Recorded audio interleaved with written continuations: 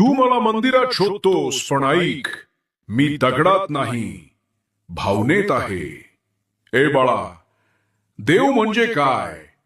ती शक्ती जी सगळं चालवते, वारा, पाऊस, सूर्य, चंद्र. आणि तू पण माझ्या शक्तीचा भाग आहेस. लक्षपूर्वक ऐक, तू मला फक्त आरतीत शोधतोस, पण रोजच्या वागण्यात विसरतोस.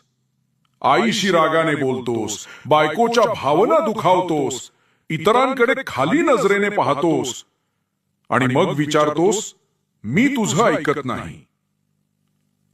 मी फक्त प्रार्थनेत नाही, मी प्रत्येक जीवात आहे.